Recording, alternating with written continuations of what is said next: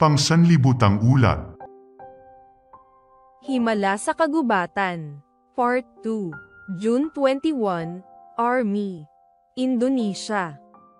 Noong nakaraang linggo, si Army, isang missionary na nagtuturo sa mga bata sa isang jungle mission school sa Papua, Indonesia, ay gumawa ng 8 oras na paglalakbay sa isang bundok upang bisitahin ang isang single mom na hindi na nakalakad matapos na mahulog sa isang puno 7 taon na ang nakalilipas.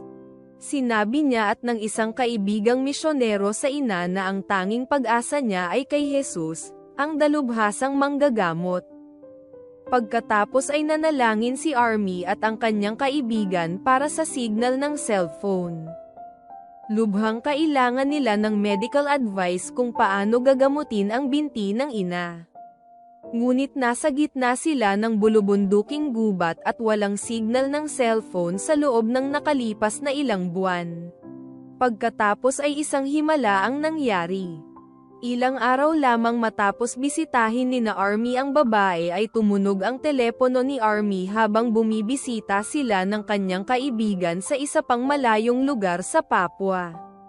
Noong una, inakala ni Army na ito ang kanyang alarm sa telepono at hindi pinansin.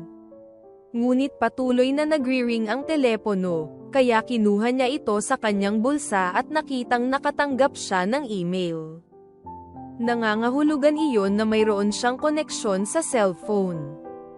Agad na iniyuko ni Army ang kanyang ulo at nanalangin, "Panginoon, salamat po, salamat. Mangyaring tulungan akong tumawag sa tamang tao para sa impormasyon kung paano gagamutin ang babaeng ito." Mabilis na nag-scroll si Army sa kanyang mga contacts sa telepono, nag-aalala na baka mawala ang signal ng cellphone. Pagkatapos ay nasumpungan niya ang isang kaibigan na isang nurse at tinawagan niya ito. Inilarawan ni Army ang sitwasyon, at nagbigay ng payo ang nurse kung paano linisin ang sugat ng ina. Iminungkahi din ng nurse na painumin ang ina ng antibiotic na panlaban sa impeksyon. 2 minuto lang ang itinagal ng tawag sa telepono at pagkatapos ay nawala na ang signal. Ngunit ito ay sapat na upang matanggap ang mahalagang payo ng nurse. Sa sumunod na 2 buwan ay regular na binibisita ni Army at ng kanyang kaibigan ang ina sa kanyang kubo bawat linggo. Nililinis nila ang sugat at binibigyan siya ng antibiotic na panlaban sa impeksyon na naging sanhi ng pamamaga ng kanyang tuhod.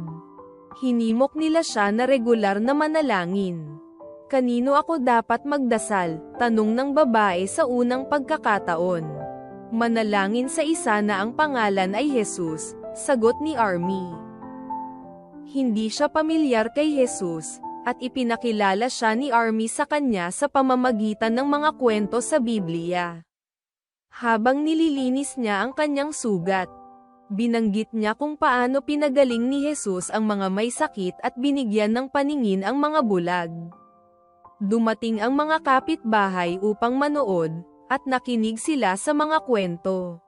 Sa paglipas ng mga linggo, dahan-daang bumaba ang pamamaga at gumaling ang sugat. Nagpasalamat si Army at ang kanyang kaibigan sa Diyos. Lahat ng nangyayari ay lampas sa kanilang medikal na kakayahan. Pagkatapos ay may mga pangako ang 2 misyonero sa ibang bahagi ng Papua at hindi nakadalaw sa babae sa loob ng 1 buwan. Ngunit nagpadala sila ng masustansyang pagkain at natural na mga remedyo sa kanya sa tulong ng mga bata na kanilang tinuturuan sa misyonerong paaralan sa kagubatan. Nang sa wakas ay nagawang maglakad muli ng mga misyonero ng 8 oras patungo sa kanyang nayon, nakita nila siyang nakatayo sa labas ng kanyang kubo. Nagsimulang umiyak si Army.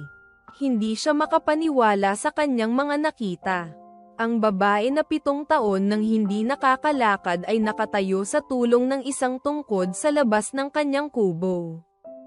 Habang papalapit siya at ang kanyang kaibigan, ginamit niya ang tungkod upang humakbang papalapit sa kanila. Pagkatapos ay nagsimulang umiyak ang kaibigan ni Army. Paano ito nagkaganito? Sabi niya. Umupo ang tatlo sa loob ng kubo. Ang mukha ng babae ay nagniningning sa kagalakan at kalusugan habang siya ay nagsasalita. Patuloy akong nanalangin, at nawala ang sakit, sabi niya. Gamit ang mga galaw ng kamay upang tulungan silang maunawaan ang kanyang diyalekto. Naniniwala ako na dahil ito kay Jesus. Kahit hindi ko maintindihan kung sino siya. Nagpapasalamat ako na dinala ninyo siya sa buhay ko. Hindi ito ang katapusan, sagot ni Army. Kung naniniwala ka na pinagaling ka ni Jesus, kailangan mong patuloy na maniwala at sumunod sa kanya. Lumipas ang isa pang buwan at ang babae ay nakalakad ng walang tungkod.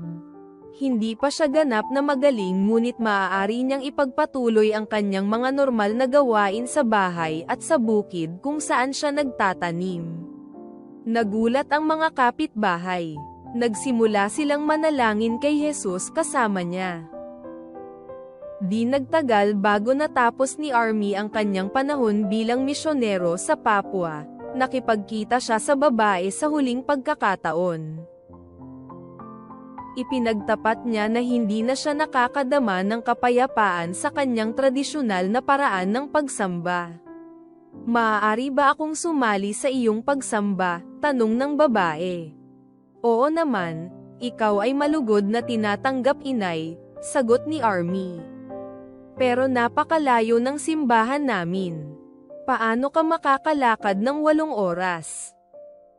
Si Jesus ang tanging nagpagaling sa akin, ang sabi niya.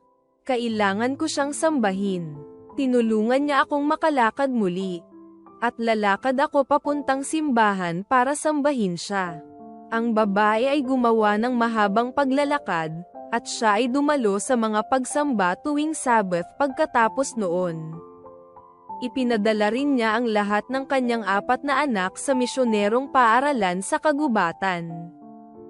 Sa pagkamangha ni Army, hindi lamang ang mga anak ng babae ang dumating sa paaralan kundi ang lahat ng iba pang mga bata mula sa kanyang nayon.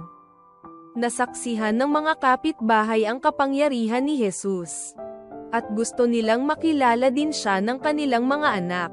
Ang mga bagay na imposible para sa akin ay hindi imposible para sa Diyos, sabi ni Army. Idinadalangin ko na ang babaeng iyon ay manatiling tapat.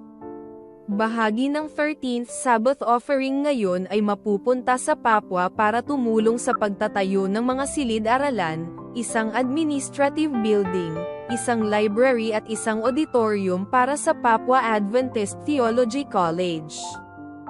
Lumipat ang kolehiyo sa Nabir matapos masira ang campus nito sa baha sa ibang bahagi ng Papua noong 2019.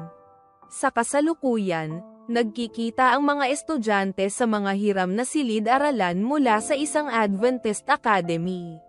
Susuportahan din ng 13th Sabbath offering ngayong araw ang 2 proyekto sa Myanmar, isang preschool at isang center of influence, at isang health clinic sa Brunei.